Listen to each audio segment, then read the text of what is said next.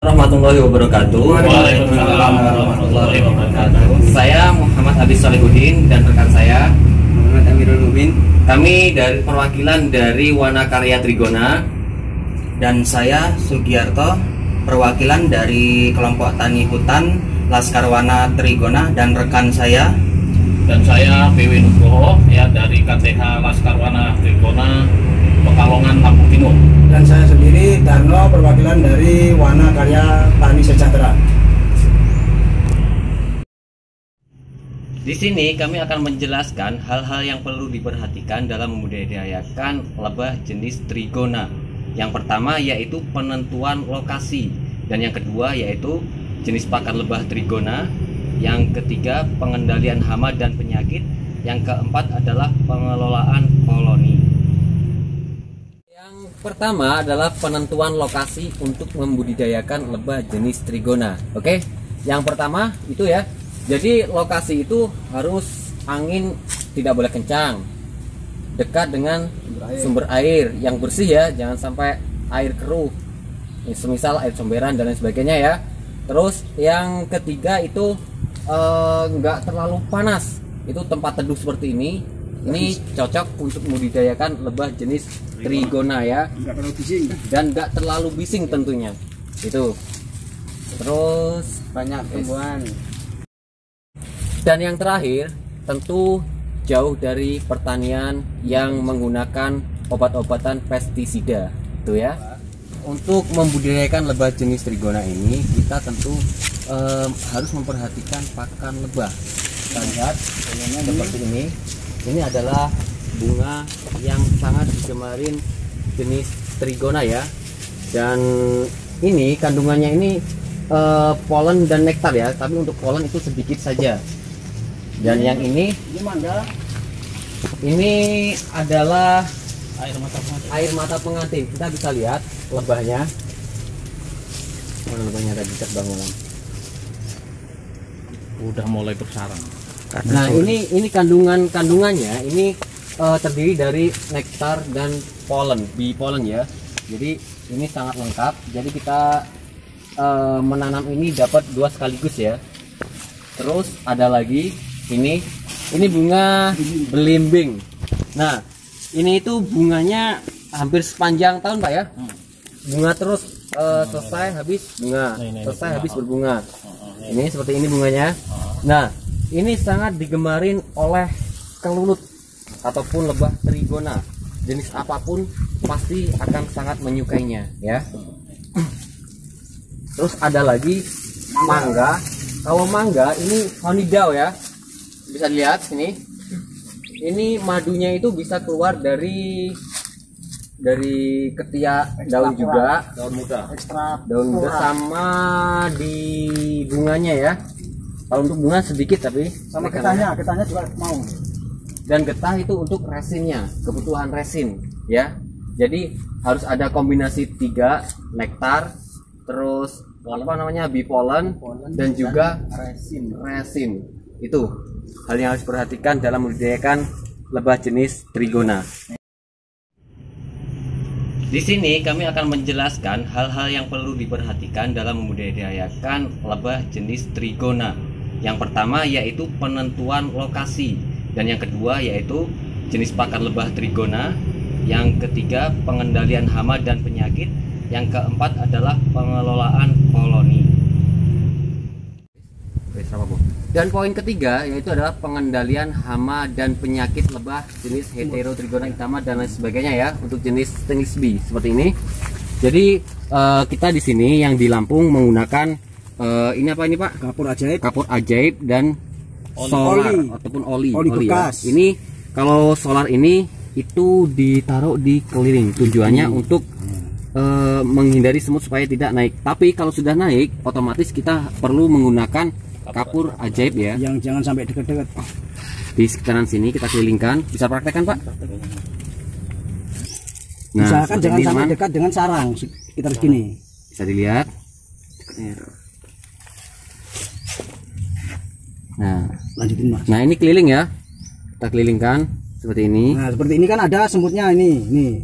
Nah, Semut-semut. ini untuk menghindari predator jenis serangga ya. Tapi kalau cicak itu harus kita basmi setiap malam ya. Dan katak juga itu harus kita pantau setiap malam. Itu untuk dua jenis itu. Lagi pula ini kan ada dedaunan seperti ini, jangan sampai menyentuh seperti ini. Dan dedaunan ini nggak boleh ya nyentuh ini. Jadi harus terhindar karena ini bisa dijadikan akses semut, akses jalan mereka untuk masuk ke kotak lebah budidaya kita. Oke. Dan poin yang keempat yaitu adalah pengelolaan koloni dari alam liar ke tempat budidaya ya.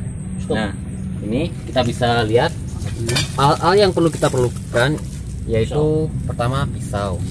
Yang kedua apa ini, Bang? Tatah ya. Dan yang ini obeng, yang ini golok. Nah, ini adalah contoh koloni dari alam liar ya. Ini dari bambu jenis Levisep Tetragonula ya ini. Bisa kita lihat koloninya. Nah, seperti ini. Nah, dan ini adalah stup budidaya di sini sama ya di Jawa itu beda ya. Kita sudah melakukan inovasi ya. Jadi ini untuk brood cell. Kita untuk brood cell itu menggunakan ukuran 10 x 10 ya ini. Ini 10 ya. 10 dikali 15. Ini untuk brood cell-nya ya. Dan ini itu untuk madu. Nah, seperti ini. Karena kita termotivasi sama Heterotrigona itama ya. Jadi terinovasi dari situ. Oke, sekarang kita lakukan pemindahan.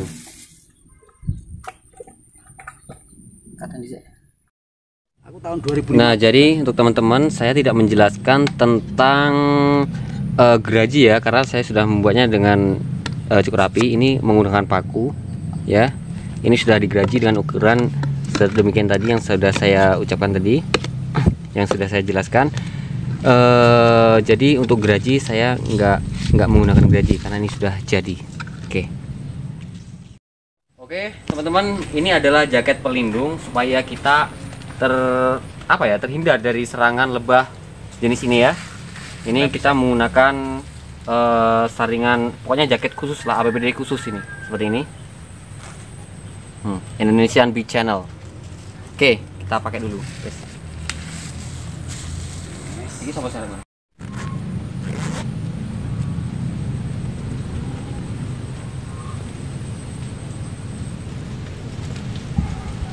Indonesian Bee Channel. Oke, beres. Oke, ini fungsi APBD seperti ini, sarung tangan dan jaket seperti ini ya. Itu untuk menghindari kerumunan lebah ini. Kalau lebah ini itu tidak menyengat ya. Ingat, sengat sama menggigit itu berbeda ya. Sengat sama menggigit. Jadi kalau menggigit itu dia pakai kalau manusia itu pakai gigi, tapi kalau ini pakai kalau lebah itu pakai sting. Kalau sengat loh ya, tapi ini hanya menggigit saja ya, jadi nggak perlu takut. Kalau ini sebenarnya untuk menghindari kerumunan lebah-lebah pekerjanya ya, biar nggak terlalu menempel di rambut aja sebenarnya. Oke, langsung saja kita praktekkan ya. Iya. Oke, langsung kita mulai saja ya. Ini udah bercernya kan? Proses pemindahan. Nah, ini proses pemindahan dari bambu. Ini ya. Dari ini bambu ke stuk. masih bambu ori ya, masih asli, kita dapat dari alam.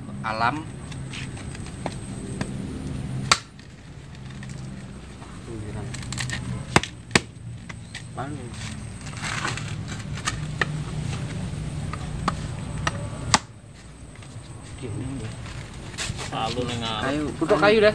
Nah, harusnya ini masih ada palu ya, karena palunya emang nggak ada.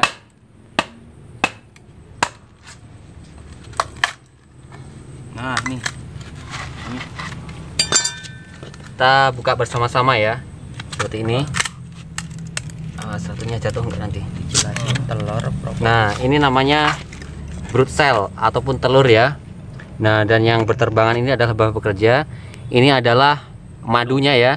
Ini telur tua warnanya putih. Kalau telur muda itu warnanya masih coklat ya. Ini coklat ini. Ini telur muda, ini telur tua. Dan untuk ratu nanti belum kelihatan dia. Biasanya dia berada di dalam seperti ini. Nah, kalau lebah-lebah yang ini, yang putih ini bisa dilihat kan? Ini masih muda ya. Kalau yang sudah tua dia warnanya agak hitam. Oke, langsung aja kita mulai ya prosesnya. Ini ratunya. Ini ratunya. Nah, jadi harus hati-hati ya. Pengambilan ratu itu nggak boleh pakai tangan langsung, tapi harus menggunakan telurnya. Contoh seperti ini. Bentar. Nah, dia langsung naik kan seperti ini. Oke, sudah paham? Yuk. Kita masukkan satu persatu ya. Oke teman-teman, jadi yang pertama kita masukkan dulu telurnya sebagian, taruh sini dulu. Kita taruh mas. Nah, langsung taruh lagi. Nanti ini yang terakhir ya. Ini juga. Ini saya ambil. Pakai sendok yang bagus. Langsung apa itu? Nah. Ya, itu. Harus pelan-pelan ya, jangan sampai itu tergencet pokoknya ya. Nah, itu sudah ini. Sudah apa namanya? Sudah selesai ya. Sekarang yang terakhir adalah penaruhan ratu seperti ini. Kita masukkan. Nah, itu ratu sudah aman. Terlihat kan? Yo. Nah, ini untuk madu kita nggak usah kasih banyak-banyak, kita kasih sedikit saja karena ini sudah musim panas ya. Itu artinya sudah musim madu. Nektar itu nggak terkena air hujan sehingga lebih maksimal lagi. Kita ambilkan madunya sedikit saja ya. Yang ini apa ini? Ini aja. Oh, nggak bisa pak.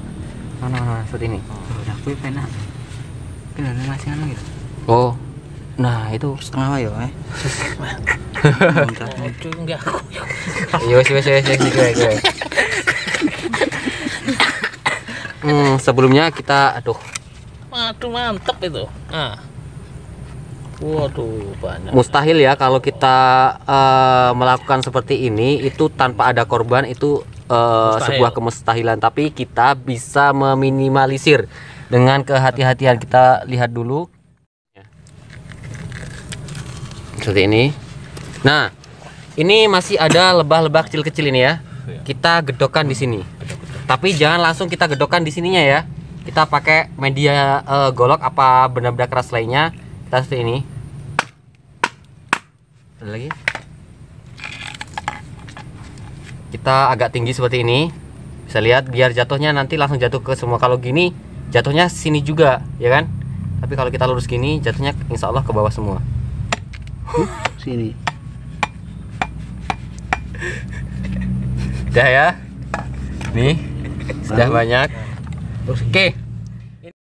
Karena ini koloninya masih sedikit, bisa dilihat kita seperti itu ya, teman. Jadi kita langsung kasih plastik aja ya, karena belum memungkinkan dipasang setup seperti ini. Ini sudah saya bilang ini modifikasi loh ya. Ini modifikasi, bukan setup seperti yang di Jawa. Ini setup Sumatera seperti ini. Kita Bukan ukuran baku, bukan. Kalau ukuran ini sudah ideal karena kita sudah mengukur ukuran brood cell. Kita kasih propolis untuk merekatkan. Sini. Ini bekas propolisnya ya. Nah, kita langsung seperti ini aja. Oke. Aman.